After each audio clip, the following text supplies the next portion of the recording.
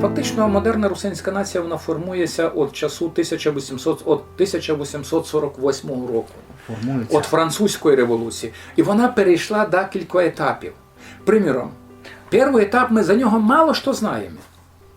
До 1860 року русини наші переживали період австрославізму, так би. То значить, вони підпорували Франца Йосифа. Вони тримали себе, що тепер буде нова модерна австрійська держава. І ми ми бриліант тої держави, русини, бо ми можемо бути мостиком, лавкою деякою між німецькою Австрією і Росією. Ви пам'ятаєте, до 1953 року хто був найвеликим союзником Росії в Європі? То була Австрія. А в Австрії хто був тот, хто і мадярське національне двигання Кошута розбив? То була Росія. А русини були горді, бо вони казали, що розумне теля дві матки се. І там, і там. Але прийшли нові часи по 1853-му, і многі русини стояли уже назад, були дві дороги. На одному боці були такі, як Олександр Павлович, це ще ліпше, можна сказати, Ніколай Нодь, наш священник, котрий фактично був священником у Барбареумі, так, у Відньові, і який там видав свої дві книжки, але в якому язикові він видав ті дві книжки? Бо тоді язик був важний вопрос. Павлович і Нодь казали, ми русини, нам треба починати писати в русинському язику. Обидві його книжки написані по-русинськи. І все так, хто там клопкать, сине, виникни вон, хто мі переривать глибокий сон. До кінця глибокий сон все стало деяким таким, знаєте, мемом, би можна сказати, у русинській літературі того часу. Бо вже у Духновича ми знаємо подкарпатські русини, оставте глибокий сон. Ми це знайдемо у Феодосія Злоцького, коли Подкарпатська Русь спала глибоким сном. Ми це знайдемо у Анатолія Кралицького і ще у 10 русинських писателів.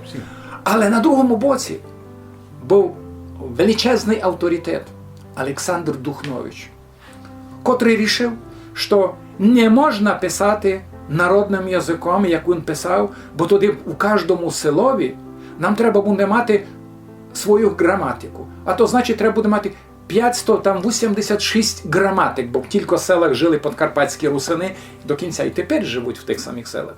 Це була величезна хиба Олександра Духновича, який фактично був от тот, як вони його називали, тотумфак.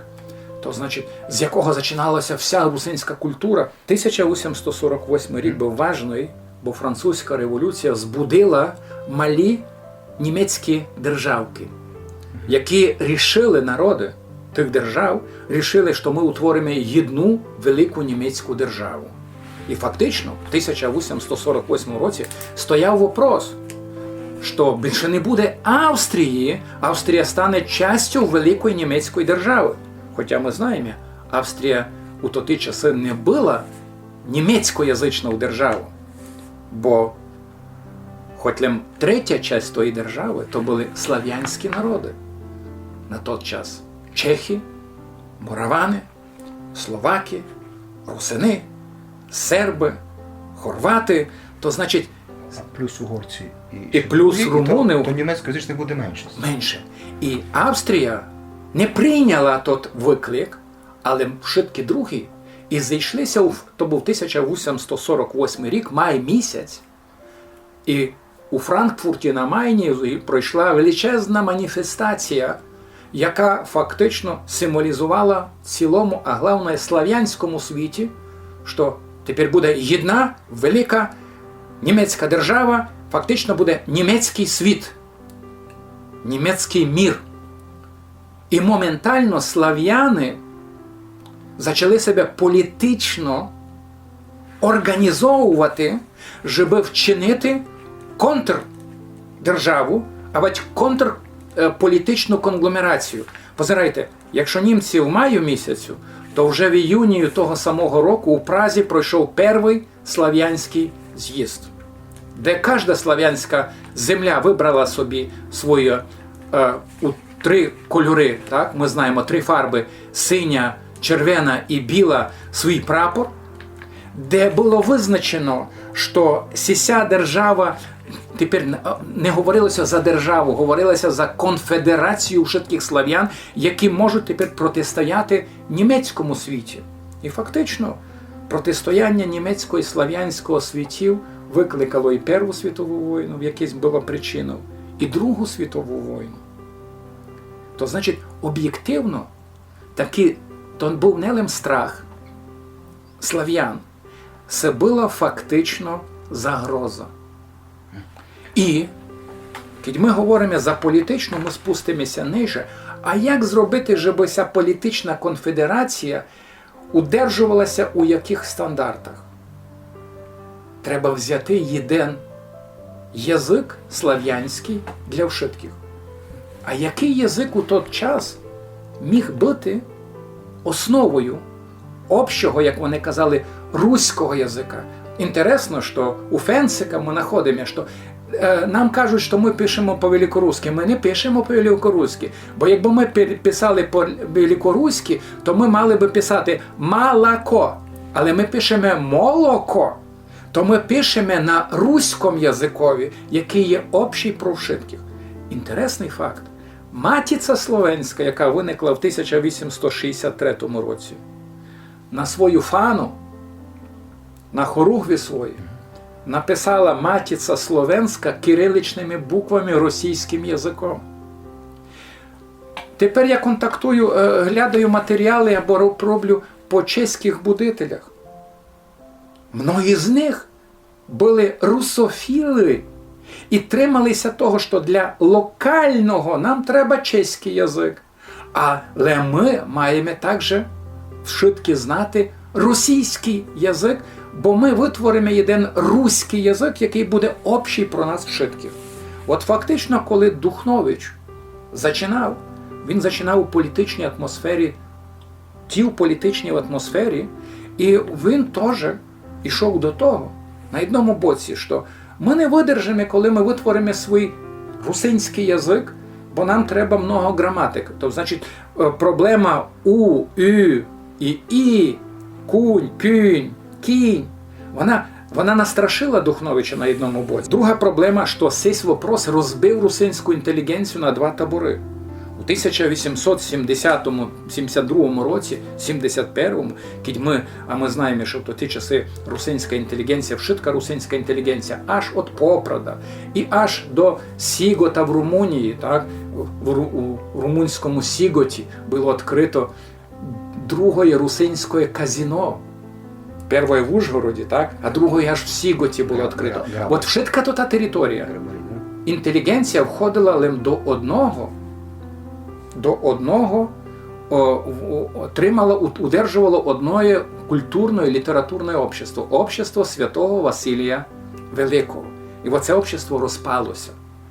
На одному боці лишилися такі, як Добрянський, Раковський, ну і ушиткі писателі русофільського направлення. Вони були неєднакі. Бо Кралицький то не є Сільвай, а Сільвай не є Фенцик, а Фенцик не є Ставровський Попрадов, а Ставровський Попрадов хоч був не є Павлович. То значить на одному боці, але на другому боці, я тут називаю броуновське движення, появилася нова генерація русинів, які вже знали, що вони не хочуть, і вони чітко декларували: ми не хочемо язик Києва і Москви і Петербурга. І то я цитую тепер один фрагмент із передової статті у русинській новинці «Новий світ» за 1871 рік. Але на другому боці 1871 рік.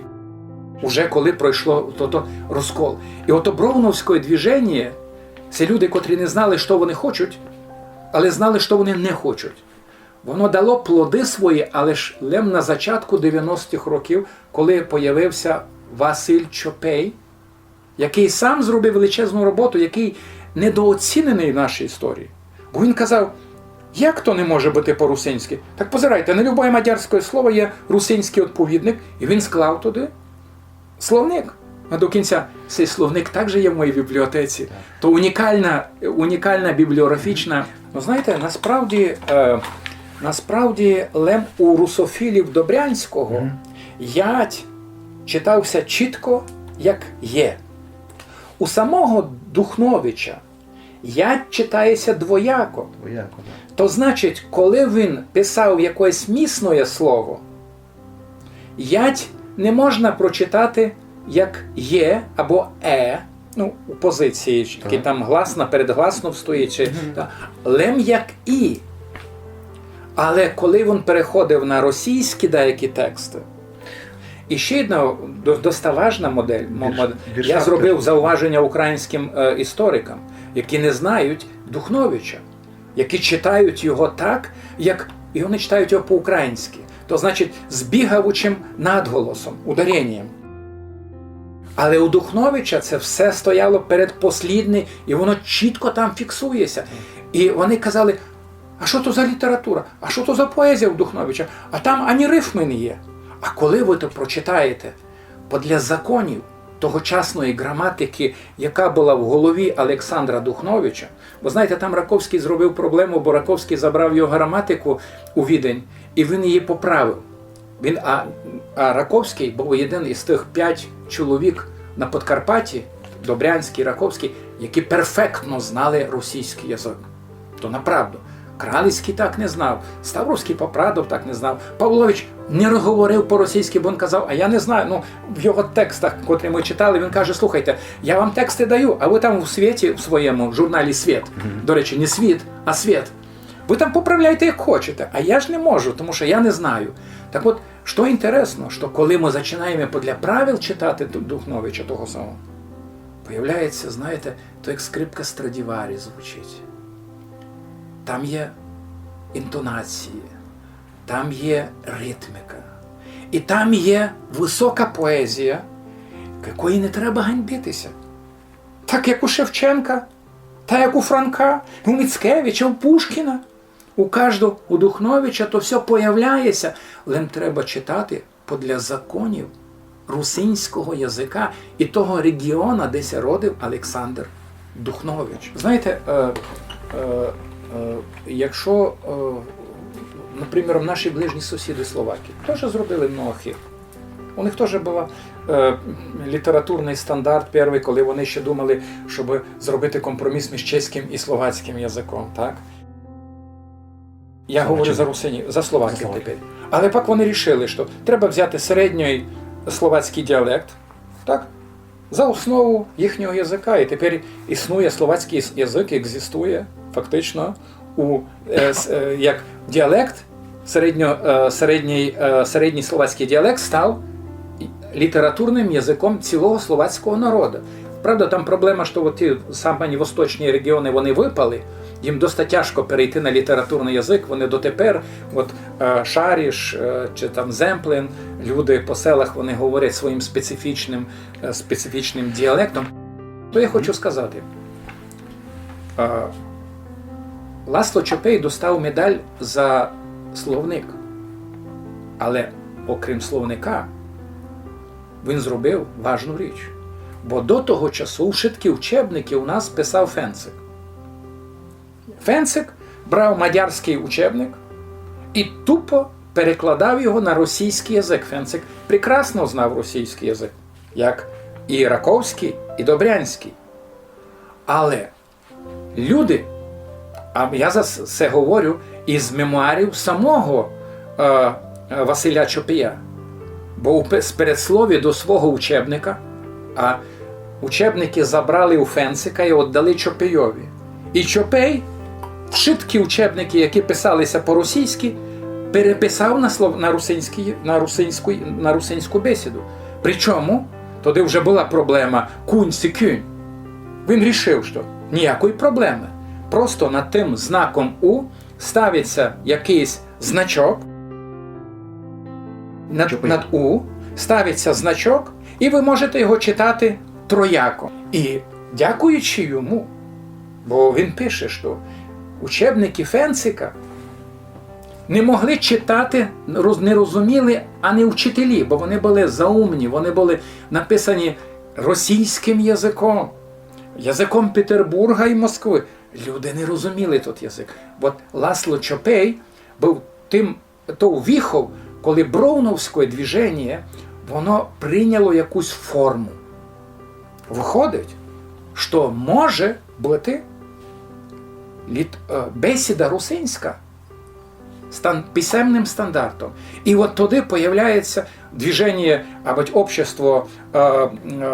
общество Святого Василія трансформується уже в общество, випало мені тепер з голови, Уніо, в общество, фактично в акціонерне общество Уніо. Акціонерне общество закладає новинку наука, і там збираються 5 або 6, може 2 десятки інтелектуалів. І коли ми беремо, приміром, твори Іринея Легеза, який печатався там, Цичучки, там, приміром, так, це іще там других, чи там того самого, кого ще можна було б сказати, писателів наших з 20-х, які в 20-ті роки перейшли це на русофільство, це на українофільство, їх твори там сприймаються як оригінальні, органічні, вони написані в русинському язикові. Про політичні опортуністичні двигання, що на одному боці всі особи, вони впроваджують народний язик, а з другого боку вони цілком орієнтовані на мадярську державу. Тобто вони або угрофіли, так би ми сказали. Слабкість така виходить. Ну, я б хотів вернутися ще до тої вашої теми. Ви казали за Андрія Бачинського. Перше зауваження, у часи Бачинського не було спеціалістів для язикової реформи, і ще були не ті часи. То була імперія. Люди до кінця, я хочу сказати, ми знаємо, що за Чехословацької держави наші люди добре жили, і наші люди це признають. І многі говорять, що за радянських часів не жилося так, як жилося за Чехословацької держави. Але якщо глобально сказати, за які часів, в яку епоху найліпше жилося русинам, знаєте, коли то були часи? То були часи Марії Терезії і Йосифа II. Русини мали все час 300 народних шкіл у той час, коли українська нація не мала ані одної школи. Якщо б це двигання було негативним, або неправильним, або ще яким, воно б не породило цілі 2 або 3 генерації русинської інтелігенції. На одному боці перша інтелігенція, яка виїхала в Росію. Так? Бо вони всі були перві, вони були діти Андрія Бачинського. На другому боці Добрянський, Духнович – це все продовження тих реформ, 3 величезні реформи, які були впроваджені тут. Так? Ми знаємо, що це була «Ratio Educationis», тобто, так, це був закон про кріпосне право, так, де було чітко урбарій, так називаний. Так. І третє, це була, чи власне сама перша, сама важна, де політична, церква слав'янська у рамках Угорської держави була виокремлена з Римо-католицької церкви. Оці 3 процеси дали нам ті імпульси. Я ввожу у своїх учебниках, я ввожу той термін, який фактично я брав і у других народів теж були ці проблеми. Схоластична поезія, схоластична література. За часів Добрянського, за часів Андрія Бачинського не було об'єктивних причин для реформування язика. Бо фактично для того, щоб реформувати язик, треба, щоб було много людей, які будуть. Треба мати много школ, а то були ще зачатки тих процесів. Другое. Ведення, а я маю вдома, от тут на столі маю Андрія Бачинського, до кінця рукописи. То я і рукопис Андрія Бачинського мушу мати, знаєте, не тільки бібліотека має відповідати швидким канонам того. Так от, що інтересно, що тот язик, приміром, а ми можемо судити за Бачинського за його письма, так називані убіжники, циркуляри, які він розсилав священникам, а священники переписували собі кожен до свого журнала, і так то ті циркуляри, вони фактично оббігали у швидких священників. Це був язик досить тяжкий. Це не був народний язик. Деколи автор коли ми говоримо за казання у церкві, міг опуститися до якихось фраз народним язиком. Там, дукатися порошпілює на порох. Це то ти дукати мож буде виміняти. Ну, йде за реформу грошей за часів Андрія Бачинського. Але у цілові це був язик, який був просто перенасичений церковнослав'янською лексикою. І на фоні тих імпульсів, які того тренда від Андрія Бачинського в язикові, появилася схоластична література. Молоді священники, діти тих священників, які ще були пов'язані із селом, які вийшли із села, які говорили народну бесіду. То це був Василь Довгович. Його прекрасні стихи, які написані народним язиком. А вже їх діти, котрі достали право йти до Відня, учитися в університетах, закінчити Центральну Віденську духовну семінарію, так? Вони уже себе не чули частю того села. І вони, а Духнович для них був вождь. Вони називали його пастирем своїм. Вони називали його всіма самими великими, самими красними епітетами, які можна було туди знайти. Але то та лексика церковнослав'янська прийшла в їх лексику. І в своїх школах, в своїх студіях вони фактично випестували якийсь унікальний літературний стандарт. Вони один другого розуміли. Вони один другому говорили, що «О, то прекрасна поезія». Але коли та поезія переходила поріг камери, школи, від літературного кружка і попадала в люди, ішла, її ніхто не розумів. Тобто наподобі того, як писав Тридіаковський, а ведь Ломоносов. Це була тяжкий стиль. І ми низько означуємо ту літературу, ми означуємо як схоластичну поезію. При цьому на Бокові, рядом, у селі, прості сільські дяки, які мали інтерес до поезії, вони писали стихи, писали цілі інтермедії в русинському народному язику. От не так давно я опублікував, знаєте, з 18 століття розправа поляка із русином, де можна, ви читаєте той текст і розумієте кожне слово. Бо ці тексти не є тяжкі. Бо ці тексти фактично дяк писав і міг писати народним язиком. Бо він сільський чоловік, він сільський дяк. Урбарій написаний для простих людей, простий селянин, так? Простий кметь, який жив на селі, мав взяти урбарій і прочитати, і порозуміти його. Бо то було життя. То були економічні проблеми. Кілько я маю робити на пана, а кілько я можу робити на себе. І там чітко мало бути написано народну бесіду. Ну, але розумієте, урбарій не було чимось то виключенням, бо русинська традиція літератури, а ми можемо з тих рукописів джерел, як 16, 17, 18 століття до Бачинського, русинська література екзистувала в одному язиковому форматі. Ну, урбарій – це текст, який не пов'язаний із Біблією. Це світський текст. То значить, Іване, це маєш чинити, а це не маєш чинити. Але няговська постілла, так? То значить, учительне Євангеліє. Вона якраз виходить із церковного джерела. Бо ми пристаємо на то, що реформація, а ми жили, наше населення жило в тій реформації до кінця. Досить інтересний факт. Ми подарили Україні першу книжку, як вони вважають, написану українським народним язиком. Так. Ви розумієте, низько всі президенти України, вже кожен президент клянеться на Пересопницькому Євангелії. Його не міг написати ані один український автор. Чому? Бо ані один український автор у той момент, а то говоримо за середина 17 століття, не міг осмілитися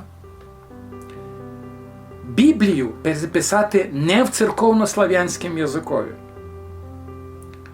А отець Михайло який се народив у тому, то був величезний культурний, духовний центр Сяноку, а то лим 70 кілометрів, ну, до Ужгорода, може 100 кілометрів, так? Який жив в русинському селі. Отець його був священником в тому русинському тому оточенню. Він ту й на тих територіях пережив процеси реформації. От що говорити, Дебрецен, 80 кілометрів від нас від Ужгорода, один з найвеликих центрів реформації в Центральній Європі. І цей чоловік, котрий вивчився грамоті в русинському оточенню, котрий вивчився на священника, був інтелектуалом фактично через русинський язик, в духові того часу, в духові реформації взяв і написав Біблію, переписав фактично народним язиком. І коли ви його читаєте, я читав, у мене тут є 10 чи 15 книжок, пов'язаних фактично Пересопницького Євангелія, так? І толкування, і переклади його, і ілюстрації. І ви знаєте, коли ви там знаходите баштопак мусимо чинити. Що то ще можна повісти? Так це наше є.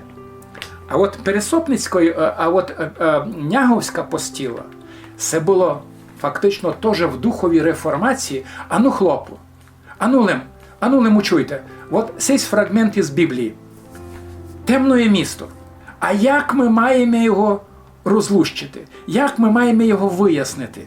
І от, хлопи, я вам кажу, це місто треба сяк і так розуміти. І зато, коли ми беремо Няговську постілу, ми бачимо то самое. Ми бачимо то самое, і той самий текст – це не схоластична поезія, приміром від Арсенія Коцака, який, коли написав граматику русинського язика, так? Ну, мав би написати: «Милі хлопи, я вам лишав граматику русинського язика. От тепер берте її і хоснуйте. Щоб нас не думали, що ми якийсь чудний народ, котрий не знає писати і читати». Намісто того, у схоластичному духові Арсеній Коцак пише вступ до русинської граматики. «Єдиний точію, єдиний мізерний руснаки, мняхуся мені бити, ако простаки. Граматику нікую і язика руського, ілі аще ізволиш ради і словенського, граматику глаголю цеби не можна сложити і сію міру всьому предложити, даби і нас, мізерних руснаков, не судили всі, аки простаков». Бо то є дух Андрія Бачинського, який дав імпульс схоластичній поезії. Ну, а коли ми беремо, приміром, ту саму Няговську постілу, а от беремо ще такий варіант, як, приміром,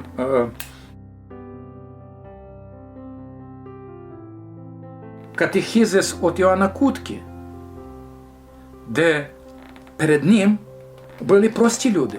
І він мав простим людям вияснити основи віри. Він не міг брати собі ту схоластичну поезію і, вишкірятися перед тими простими людьми. У нього простий, лаконічний народний язик. От я лим процитую вам. Може, то інтересно.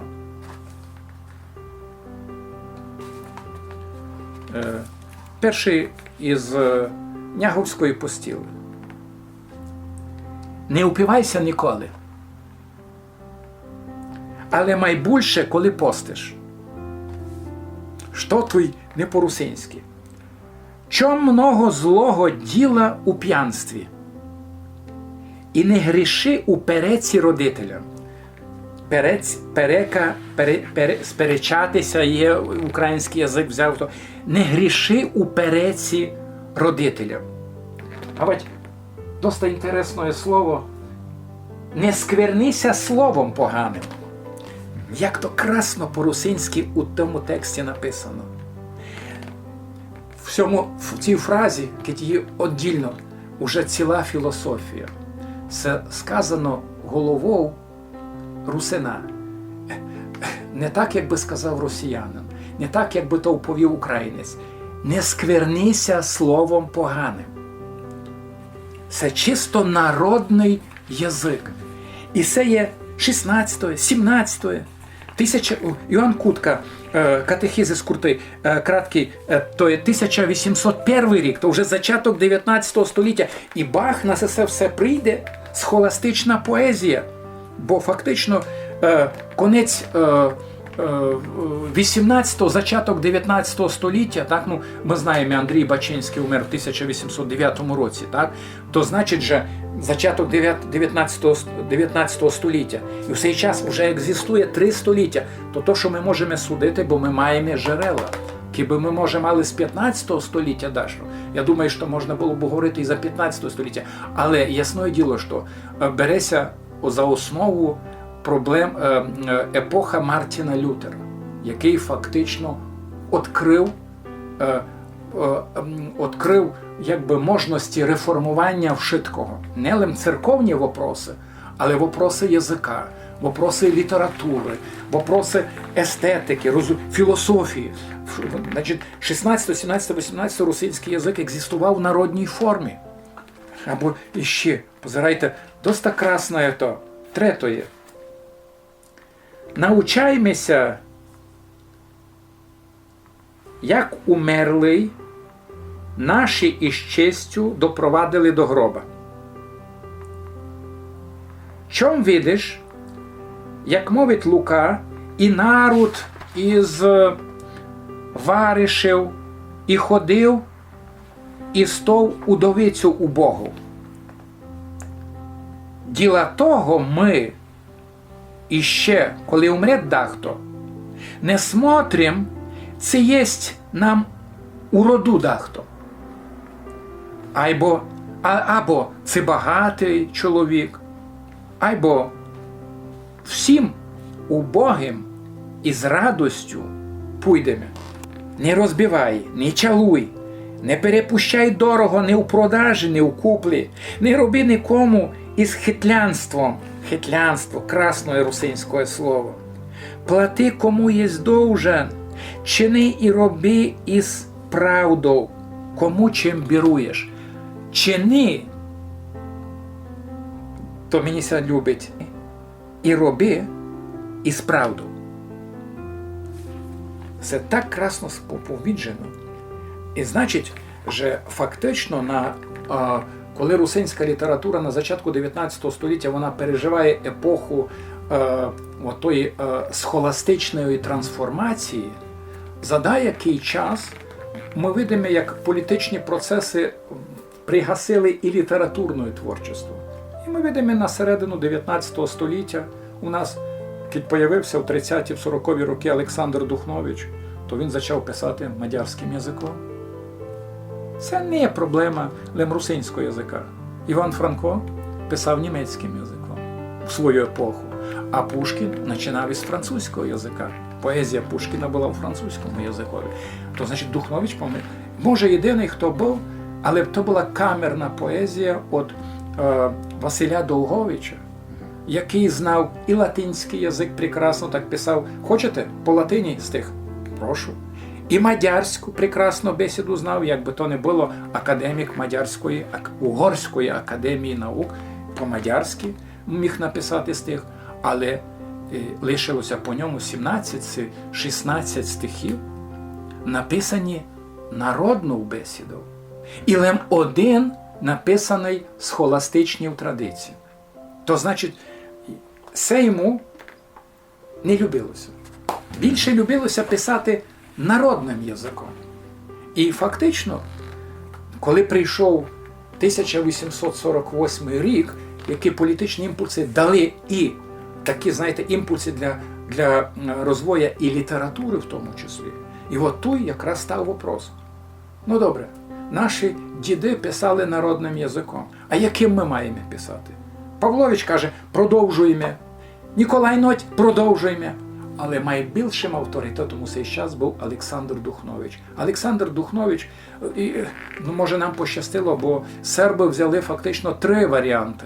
Як у російському була вищий, ніжній стиль і середній стиль. А Духнович пристав на то, щоб було лише 2 стилі. Високий і низький стиль.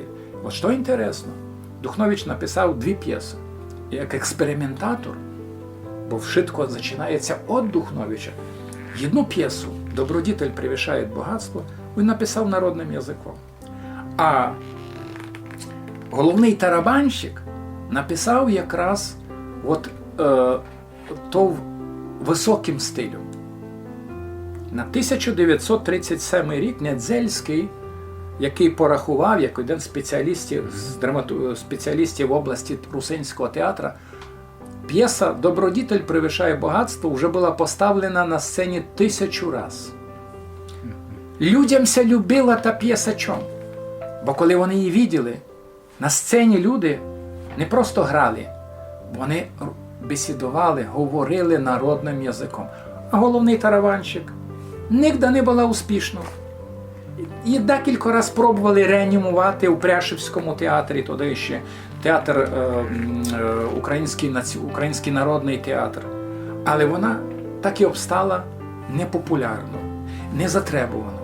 Бо язик високопарний, язик, котрий досить тяжкий, то так називаний високий стиль. І от уже після Духновича інтелігенція назад почала розбиратися. І от тут починається то броуновське движення, яке фактично вже виход з того двигання. Це вже Василь Чопей і общество Унію, акціонерне, то акціонерне общество Унію і новинка наука. А наша інтелігенція, яка усе час емігрувала в Америку, а то ми вертаємося до Емілія Кубика. У них ані вопроса не було в Америці, яким язиком писати? Народним. Тут священник, його життя було детермінованою політичною нацією або титульним народом. В Америці у русинського священника не було над головою титульної нації, яка би на нього тисла.